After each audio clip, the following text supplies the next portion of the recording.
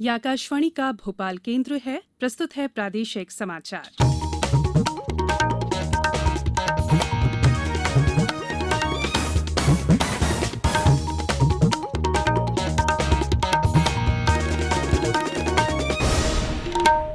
नमस्कार, समाचारों के साथ मैं संयुक्ता बैनर्जी।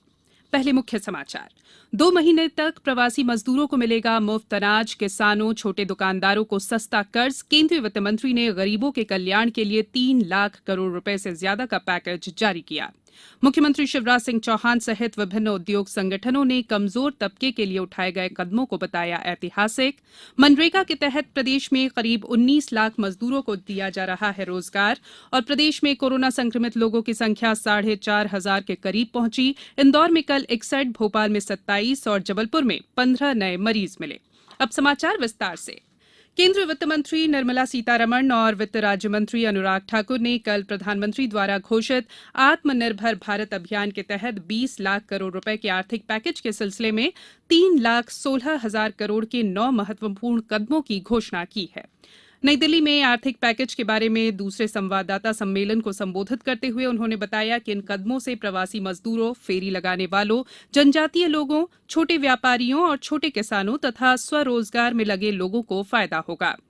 वित्त राज्य मंत्री अनुराग ठाकुर ने उन प्रवासी मजदूरों को प्रति व्यक्ति 5 किलोग्राम गेहूं या चावल और 1 किलोग्राम चना प्रति व्यक्ति देने की घोषणा की, जिनके पास राशन कार्ड नहीं है। प्रवासी मजदूर जो राष्ट्र निर्माण में लगे हैं, उनके लिए राशन की सुविधा उपलब्ध करवाने के लिए ऐसे 8 करोड़ प्रवासी मजदूरों के लिए 3,500 करोड़ रुपए का प्रावधान सरकार करवाने जा रही है। जो नेशनल फूड सिक्योरिटी एक्ट में नहीं आते या जिनको राज्यों का राशन कार्ड नहीं मिल पाता या उसकी बेनिफिशियरीज लिस्ट में नहीं है, वो भी इससे वंचित ना रह जाएं। यानी कि उनको 5-5 किलो गेहूं या चावल मिलेंगे और साथ में 1 किलो चना। वित्त मंत्री ने एक राष्ट्र एक राशन कार्ड योजना का उल्लेख करते हुए कहा कि इस योजना से 67 करोड़ लोगों को लाभ होगा। वहीं वित्त राज्य मंत्री ने कहा कि 3 करोड़ छोटे किसानों को 4 लाख करोड़ रुपए के कर्ज पर ब्याज के भुगतान में 31 मई तक की मोहलत दी गई है। इसके अलावा रेहड़ी पटरी वाले दुकानदारों और फेरी लगाकर बिक्री करने वालों के लिए 50 लाख व्यापारियों को ऋण के जरिए 10-10 हजार रुपए की कार्यशील पूंजी दी जाएगी। प्रधानमंत्री नरेंद्र मोदी ने कहा है कि वित्त मंत्री निर्मला सीतारमण द्वारा की गई घोषणाओं से किसानों और प्रवासी मजदूरों को खास तौर पर फायदा होगा। एक ट्वीट संदेश में श्री मोदी ने कहा कि उनकी घोषणाओं में कई प्रगतिशील कदम शामिल हैं, जिनसे खाद्य सुरक्षा बढ़ाने और किसानों तथा रेहड़ी पटरी वालों को ऋण उपलब्ध कराने में मदद मिलेगी। मुख्यमंत्री शिवराज सिंह चौहान ने भी केंद्रीय वित्त मंत्री की घोषणाओं का स्वागत करते हुए one nation one ration card को क्रांतिकारी फैसला बताया है, जिसके माध्यम से प्रवासी मजदूर जहां भी कार्य के लिए जाएंगे, उन्हें वहीं पर राशन प्राप्त हो जाएगा। भारतीय उद्योग परिसंघ सीआईआई ने वित्त मंत्री निर्मला सीतारमण की घोषणाओं का स्वागत किया है। परिसंघ का कहना है कि इस घोषणा से प्रवासी श्रमिकों, किसानों, रेहड़ी पटरी वालों और जनजातीय समुदाय को राहत देने पर ध्यान दिया गया है। परिसंघ के महानिदेशक चंद्रजीत बैनर्जी ने एक बयान में कहा है कि छोटे और सीमांत किसानों के लिए नाबार्ड के माध्यम से 30,000 करोड़ रुपए की आपातकालीन चल संपत्ति कोष की तत्काल उपलब्धता का फैसला सराहनीय है। उन्होंने कहा कि किसान क्रेडिट कार्डों के माध्यम से 2 लाख करोड़ रुपए की क्रेडिट छूट प्रदान करने से पैसे की कमी के चलते कृषिगत कार्यों में बाधा नहीं आएगी। श्री बैनर्जी ने कहा कि निःशुल्क अनाज और किराए के घरों में दी गई छूट से मध्यम आय वर्ग के लोगों को बड़ी राहत मिलेगी। इधर ग्वालियर में चैम्बर ऑफ कॉमर्स के सचिव प्रवीण अग्रवाल ने सरकार के फैसलों की सराहना की है। कैसे व्यापारी और उद्योगपति इससे लाभान्वित हो सकता है, एक्सपर्ट के माध्यम से उसका अध्ययन करेंगे और यहाँ कहीं भी अगर उसमें संशोधन की आवश्यकता होगी तो संशोधन भी कराएंगे और सरकार का इस कदम के साथ कदम मिलाकर Madhya Pradesh chamber of commerce काम करेगा। निश्चित ही इसके सकारात्मक परिणाम आए। ये समाचार आप आकाशवाणी भोपाल से सुन रहे हैं। हमारे समाचारों को आप कभी भी और कहीं भी अपनी सुविधा के अनुसार सुन सकते हैं। ये समाचार बुलेटिन YouTube, ट्विटर और फेसबुक पर AIR न्यूज भोपाल पेज पर सुने जा सकते हैं। इसके अलावा आप हमारी वेबसाइट newsonair.nic.in पर या AIR न्यूज ऐप पर भी ये समाचार सुन सकते हैं। ब्रेक के बाद समाचारों में एक बार फिर आपका स्वागत है। विभिन्न प्रदेशों से अब तक 3,12,000 प्रवासी मजदूर मध्य प्रदेश लौट आए हैं। इनमें से 86,000 मजदूर 72 ट्रेन के माध्यम से प्रदेश वापस लौटे हैं और 2,26,000 मजदूर बसों आदि के माध्यम से आए हैं। कल मंत्रालय में समीक्षा बैठक के दौरान मुख्यमंत्री शिवराज सिंह चौहान ने कहा कि प्रदेश में व्यापक पैमाने पर मनरेगा के कार्य चल रहे हैं। उन्होंने बताया कि कल तक की स्थिति में प्रदेश के विभिन्न स्थानों पर 18,81,667 मजदूर कार्य कर रहे हैं। उन्होंने निर्देश दिए कि मजदूरों को समय पर मजदूरी मिल जाए, ये सुनिश्चित किया जाए। प्रदेश में कोरोना संक्रमितों की संख्या 4,426 हो गई है, जबकि इसका संक्रमण 43 जिलों तक पहुंच गया है। कोविड-19 से अब तक 237 लोगों की मृत्यु हो चुकी है। हालांकि सुखद खबर ये है कि करीब आधे संक्रमित पूरी तरह स्वस्थ हो चुके हैं। पिछले 24 घंटों के दौरान इंदौर में 61 नए मरीज मिलने से जिले में कोविड-19 वायरस से प्रभावितों की संख्या 2,299 तक पहुंच गई है। जिले में फिलहाल 1,103 मरीजों का उपचार जारी है। राजधानी भोपाल में 27 नए मरीजों के साथ संक्रमितों की संख्या 911 हो गई है, जबकि 18 लोगों को स्वस्थ होने के बाद कल अस्पताल से छुट्टी दी गई। उधर दतिया जिले में भी कोरोना के संक्रमण ने दस्तक दे दी है।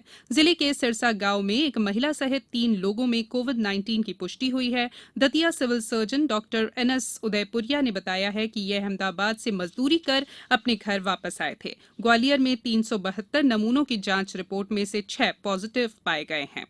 इधर उज्जैन में पिछले 21 दिन से कोई नया मामला सामने नहीं आने के बाद 5 क्षेत्रों को कंटेनमेंट मुक्त घोषित कर दिया गया है। रहवासियों से अपील की है कि वे लॉकडाउन का कड़ाई से पालन करें।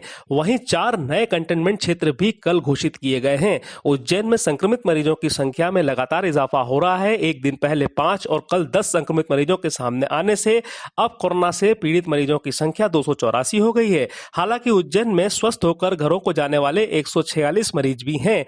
उज्जैन से हेमेंद्रनाथ तिवारी। खंडवा में कल कोरोना संक्रमण का एक नया मामला सामने आया है। पन्ना में एकमात्र कोविड-19 मरीज की दूसरी रिपोर्ट पॉजिटिव आई है। उधर मुरैना जिला चिकित्सालय में इलाजरत कोरोना के 8 मरीजों में से 3 की दूसरी रिपोर्ट नेगेटिव आई है। इन तीनों को आज दोपहर बाद अस्पताल से घर भेजा जाएगा।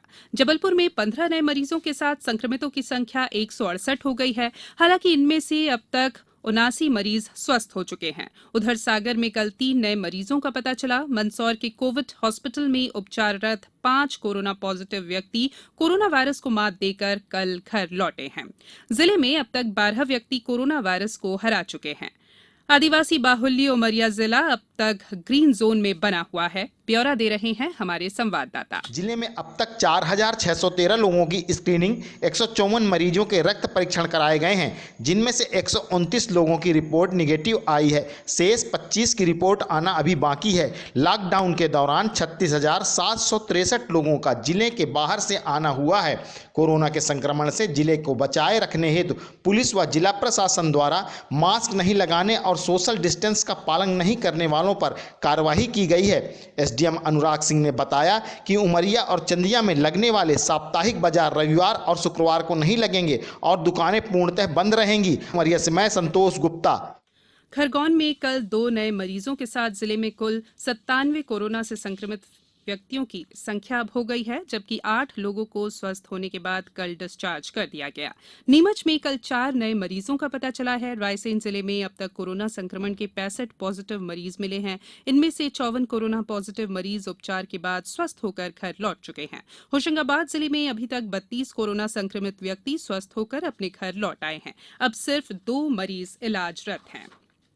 कोरोना संक्रमण को देखते हुए नगर निगम इंदौर ने शहर में घर घर राशन वितरण के साथ साथ सब्जी वितरण का भी कार्य शुरू कर दिया है। इस दौरान निगम को अनेक स्थानों से अनाधिकृत रूप से सब्जी बेचने की शिकायत मिल रही थी।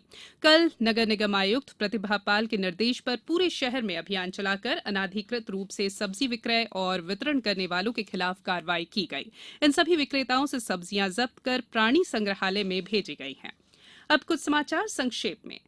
राज्यसभा सांसद कैलाश सोनी ने नरसिंहपुर जिले की जनता के साथ निचले सरकारी अमले को श्रेय देते हुए उन्हें लॉकडाउन की सफलता के लिए सबसे अहम बताया है। हरियाणा के गुरुग्राम से श्रमिक एक्सप्रेस ट्रेन प्रवासी मजदूरों को लेकर आज शाम छतरपुर पहुंचेगी। छिंदवाड़ा जिले में अब तक 12 राज्यों से 1414 प्रवासी मजदूर वापस आए हैं।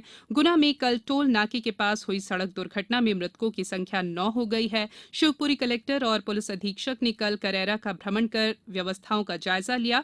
मंडला जिले में एसडीएम को अपने अपने क्षेत्र में दुकानें खोलने की अनुमति देने के लिए अधिकृत किया गया है। आगरमालवा में आज से सम और विषम दिवसों में दुकानें खुलेंगी। बैतूल जिला अस्पताल में कार्यरत नर्स पूनम बैरागी अपना फर्ज निभाते हुए वक्त निकालकर मास्क बना रही हैं। और श्योपुर जिले में अब तक 15,421 किसानों से 1,30,000 मीट्रिक टन गेहूं की खरीदी की गई है। अंत में बुलेटिन के मुख्य समाचार एक बार फिर। 2 महीने तक प्रवासी मजदूरों को मिलेगा मुफ्त अनाज। किसानों, छोटे दुकानदारों को सस्ता कर्ज। केंद्रीय वित्त मंत्री ने गरीबों के कल्याण के लिए 3 लाख करोड़ रुपए से ज्यादा का पैकेज जारी किया। मुख्यमंत्री शिवराज सिंह चौहान सहित विभिन्न उद्योग संगठनों ने कमजोर तबके के लिए उठाए गए कदमों को बताया ऐतिहासिक। मनरेगा के तहत प्रदेश में करीब 19 लाख मजदूरों को दिया जा रहा है रोजगार।